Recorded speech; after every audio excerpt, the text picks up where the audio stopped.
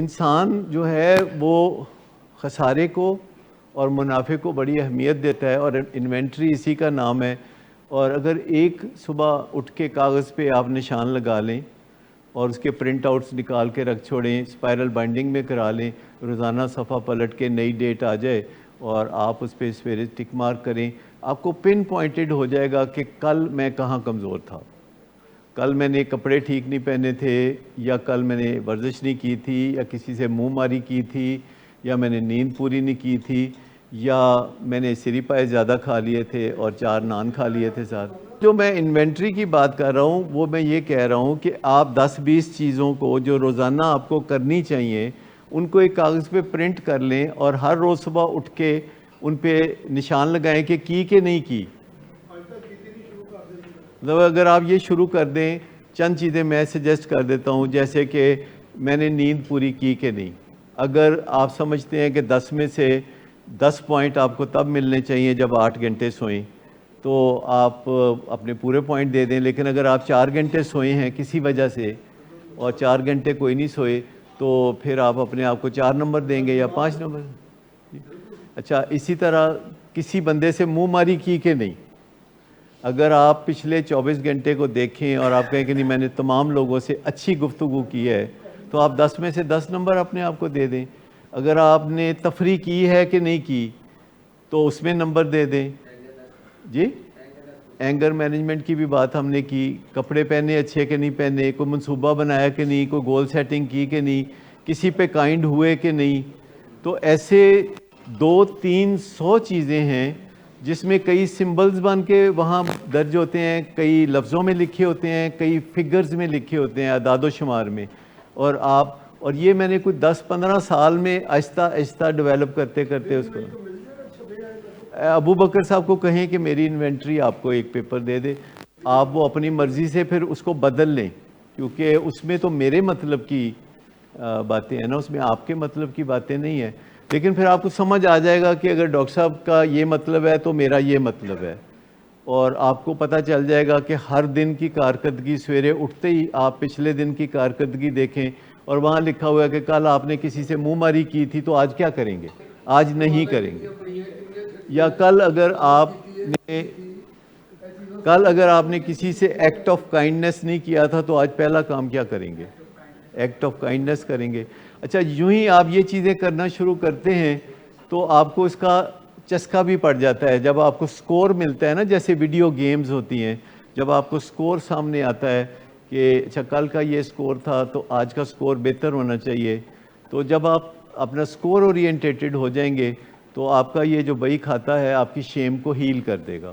5 minute سے زیادہ نہیں لگتا، کیونکہ وہ اتنی تیزی سے آپ اسے چیک مارکس کر رہے ہوتے ہیں، ٹک مارک یا کراس کرنا ہے یا ایک لکھنا ہے 5 6 7، وہ اتنی تیزی سے کرتے ہیں کہ 1 سیکنڈ میں ایک ہوتا ہے۔ لیکن آپ ریفلیکٹ کرتے ہیں اس کے بعد؟ وہ ظاہر ہے جب نمبر سامنے آتا ہے تو پھر ریفلیکٹ کریں گے نا۔ جب نمبر نیچے جائے گا تو پھر آپ اگلی چیز دیکھیں گے کہ نمبر نیچے کیوں گیا ہے۔ جب نمبر نیچے گیا ہے تو آپ کو پن پوائنٹ ہو جائے گا کہ یہ کل جو منہ ماری کی تھی نا، کسی بندے سے جو لڑائی کی تھی نا یا بد کلامی کی تھی نا، یہ اس کے نمبر کٹے ہوئے ہیں۔ تو پھر آپ آج کہیں گے اچھا آج میں یہ نہیں کروں گا۔ دنیا دور ہو جاتی ہے، دیکھیں دنیا آپ سے دور ہو جاتی ہے، ڈر کے مارے دنیا دور ہو جاتی ہے۔ اور سب سے بڑا پرابلم یہ ہے کہ جن کو آپ سب سے زیادہ پیار کرتے ہیں وہی آپ سے دور ہو جاتے ہیں ڈر کے مارے۔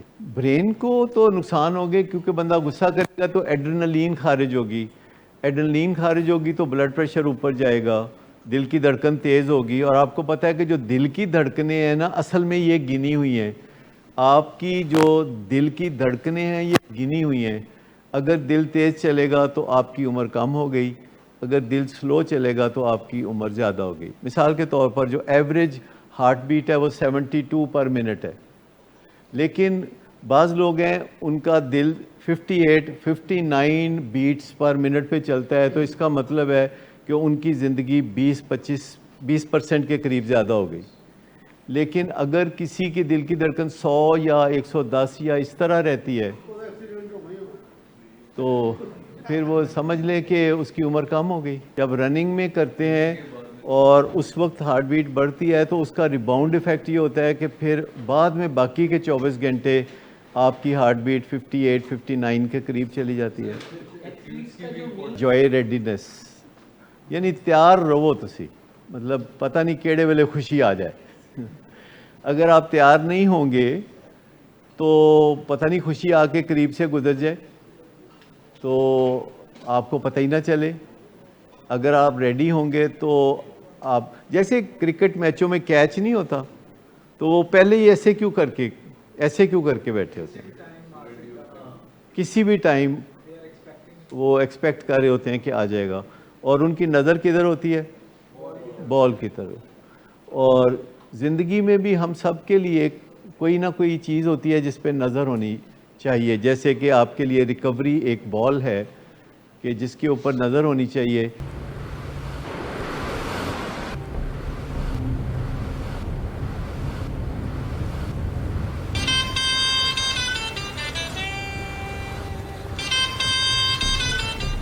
اچھا, تو ابھی تک تمہارا اس چیپ لڑکی کے ساتھ چکر چل رہا ہے. تم کون ہوتی ہو مجھے پوچھنے والی؟ اوکے, اور تم ان گھٹیا لڑکیوں کے ساتھ گلچھرے اڑاتے پھرو تو میں چپ بیٹھوں.